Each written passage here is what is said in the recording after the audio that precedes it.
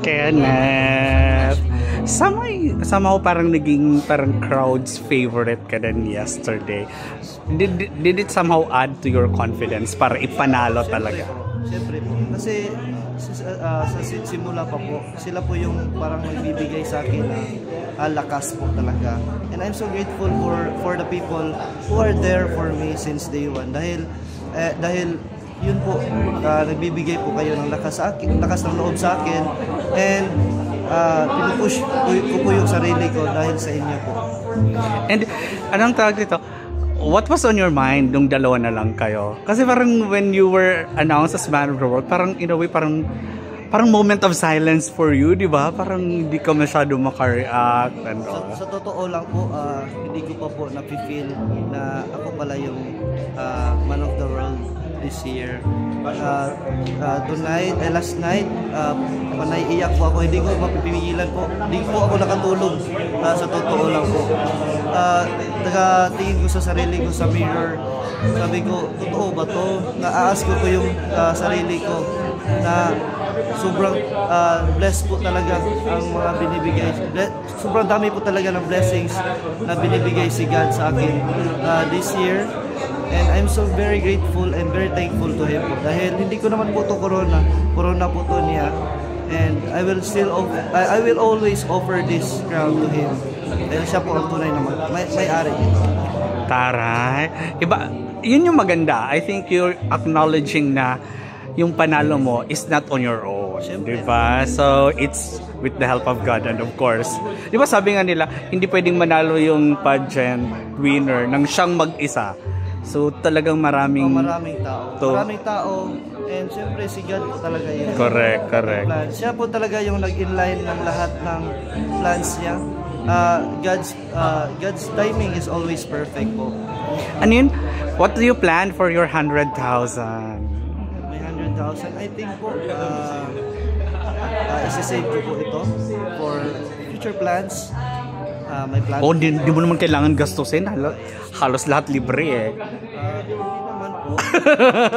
Sobrang dami po ng expenses ko since I am from province po. Talaga akong nagasto here lalo na here sa Manila. Hindi po ako sanay sa mga pag-budget here. Doon sa amin, kalendarya lang po yung kinakainan ko sa Cebu. So, medyo malaki po yung nagasto ko here. And marami po kaming mga needs na dapat bilhin. So, yun po. Parang i-aabono ko na lang po yun sa mga expenses ko. And yung half po sa manager ko po yun. Dahil siya po talaga yung sobrang dami ng expenses na nagasto sa akin. Are you still in school? I just graduated po last year, civil engineering at Ay, wow! Have you taken your license for exam? Not yet. Yun po, nasacrifice po yung review ko. I think it's okay because it's all worth it. I mean, may ibang time for that, di ba? Sobrang parang destiny po lahat. Yes, correct. I believe. Dahil hindi po talaga ako palasali ng pageant and yung modeling, wala po yan sa sarili ko. Dahil po, siguro, mahirap lang po kami. And yun po, siguro, always sa aking mind is to hard work po para po sa pamilya ko. And doon po, kagabi, sobrang iyak po talaga ako dahil nakita ko po yung dad ko. Oo nga. First time niya punta here sa Manila, first time niya sumakay ng aeroplano, yung kapatid ko. Doon po okay na po ako kahit hindi po ako maging crown po yesterday. Sobrang sulit po.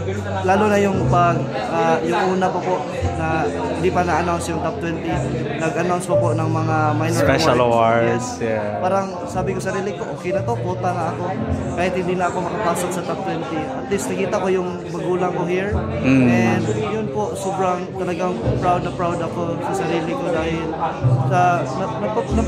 napaproud ko sila sa akin. In fairness to you, you were consistent throughout in terms of your smile, in terms of your composure. Sabi ko, iba din. Parang alam mong may konting kaba, pero alam mong andun yung confidence talaga and all. How did you build that? I think po, kasi sabi nila, kahit ano yun, gwapo man o hindi, makikita talaga yung aura ng winner. And you had that. Yung parang marami pang gwapo, pero hindi ito yun eh. Ito yung dapat na winner. Yun talaga po kagabi, kinakabahan po talaga ako dahil always ako nagtatanong sa makeup artist ko na bakit hindi ako kinakabahan. Yun po, parang nag-question ko po sarili ko.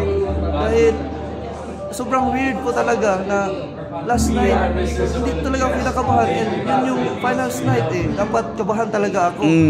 Pero yun po, I think that's a blessing from God. And tinupad niya po yung prayers ko. Every time I pray po, I always pray that God, please do give me confidence and give me wisdom.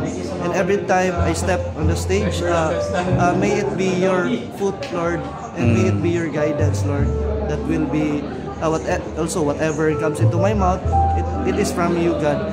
Yun nga po, sobrang funny kagabi dahil yung quote ko hindi lumabas sa screen. Kaya panaytingin ako every time. Yung nakita ko lang po is music and yung mukha ni Celine Dion, taka Celine Dion na pangalan. Yun po. Tapos ang narinig ko lang sa quote ko is parang nagpapahiwatig lang na continue life. Kaya noon parang naisip ko na ito na lang yung isasabihin ko. Tapos sa kalagitnaan po noon, parang nagdududa po ako, tama pa ba itong sinasabi ko? Pero yun po, pinagpatuloy ko na lang and nag-stop na rin ako para hindi na ako baka magkamali pa, di ba? Correct. And I think what's good with you was you did not appear as overconfident. Kasi iba din, di ba, pag medyo mayabang yung dating eh. Ayoko sa'yo tingnan na super yabang. Oo. Dahil gusto ko lang po, parang humble lang sa stage, cute-cute lang. Parang yun nga yung nakita ko sa'yo kasi yung Man of the World winner, yung Korea, yung parang nag-i-enjoy lang siya. Yung parang ang sarap lang niyang panoorin, enjoying just the finals. Talagang sobrang, sabi ko, enjoy lang to. Oo, di ba? Parang sobrang gagwapo ng mga candidates ko. Dami pa nilang fans. And I think, cute na lang ako dito. Best ko. It adds to the charisma, di ba? Kasi promise, iba talaga yung, syempre iba yung nakikita nung mas malapit, like the judges versus kaming nasa malayo. But when we saw you, yung kayo ng magkakaana, parang sabi ko, oh my God, andun talaga yung aura ng winner, ganyan. So, iba, how do you plan to yung reign na to i-push through? Yung next 12 months, anong gusto mo sanang mangyari with your title? Gagawin po yung best ko na to handle this with responsibility po. Dahil hindi lang po ito crown to be on top, but isa po itong responsibilidad sa akin na para po sa ating bansa and para po sa bawat Pilipino po na I will raise our flag. Yun po. I will raise our flag. Let's go Philippines. Congrats! Thank you so much, sir. Go for the next win. Yes, sir. Yes. This will be our first Man of the World crown, hopefully. Yes. Let's pray for that and let's hope na makuha natin. Yun po. Makukuha yan.